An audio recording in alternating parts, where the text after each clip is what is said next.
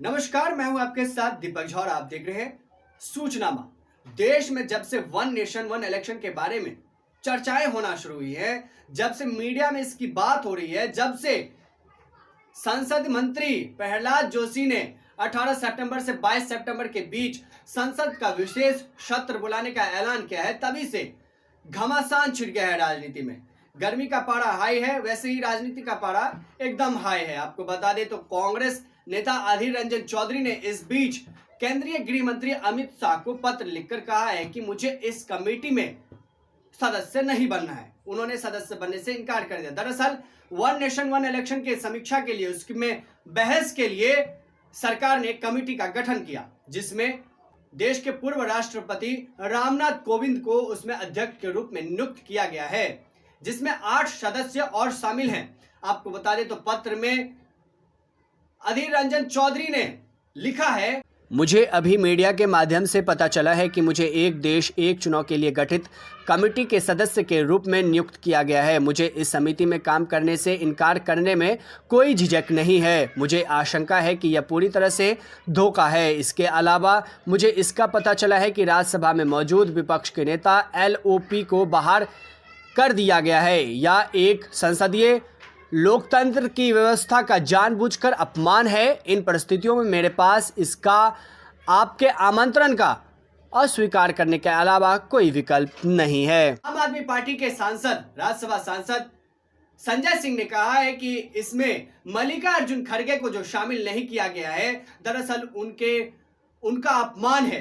तो वहीं आम आदमी पार्टी के शीर्ष नेता और दिल्ली के मुख्यमंत्री अरविंद केजरीवाल कह रहे हैं कि वन नेशन वन इलेक्शन के बारे में अभी चर्चा होना चाहिए देश में, या वन नेशन वन एजुकेशन के बारे में चर्चाएं होना चाहिए, या वन नेशन वन इलाज के बारे में चर्चाएं होना चाहिए।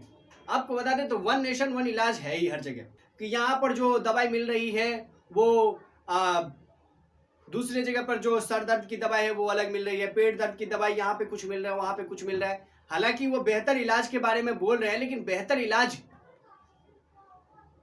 कब मिलेगा, यह भी एक अहम प्रश्न है, जो आपको कहीं ना कहीं सरकार से या विपक्ष के नेताओं से या पक्ष के नेताओं से, किसी से भी, अपने नेता से, अपने प्रतिनिधित्व करने वाले उम्मीदवार से करना चाहिए, क्योंकि वो कह रहे हैं कि वन नेशन वन इलेक्शन जो है वो इन सब बातों को नकारता है। यही तो ये ट्वीट में कहा गया है। लेकिन क्या ये समझ नहीं पा रहे हैं वन नेशन वन इलेक्शन के बातों को? शायद उनको कोई समझा नहीं पा रहा है, क्योंकि यदि वो ऐसा करते, जो बार बार विकास की बात करते हैं, आपको बता दें तो हमारे देश में हर जगह इलेक्शन होते ही रहता है। 6 माह 24 घंटे, कहीं यहाँ कभी वहां, कभी वहां, कभी वहां, और हमारे नेता उसमें बिजी रहते हैं। रणनीति बनाने का उनके पास टाइम नहीं, लेकिन इलेक्शन में कैसे जीता जाए इसके लिए गठजोड़ तोड़ सब रणनीति बनाया जाता है। सत्ता पक्ष हो या विपक्ष हो, हम किसी का नाम नहीं ले रहे। आप देख रहे हैं कि कैसे केजरीवाल कह रहे हैं, विपक्ष के नेता कह रहे हैं कि ये सरकार तानाशाही कर रही है, लेकिन अधीर रंजन चौधरी उसमें शामिल तो होते और कम से कम उसके खामियों के बारे में जनता को तो बताते कि क्या खामी है, क्या आपने मांग रखी जो आपकी बातों को नहीं रखा गया। लेकिन उन्होंने सीधा बनने से, सदस्य बनने से इनकार कर दिया। तो ये कहीं ना कहीं ये बताता है कि आप बहस करना ही नहीं चाहते। फिर आप कहते हैं कि आपसे पूछा नहीं गया, जब आपसे पूछा जाता है तो आप सदस्य नहीं बनना चाहते। तो सब ये प्रॉब्लम जो है ये आप में है, और कहीं ना कहीं ये जनता देख रही है शायद।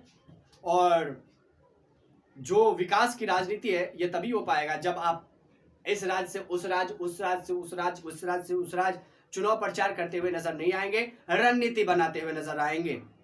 आप देख रहे थे सूचनामा।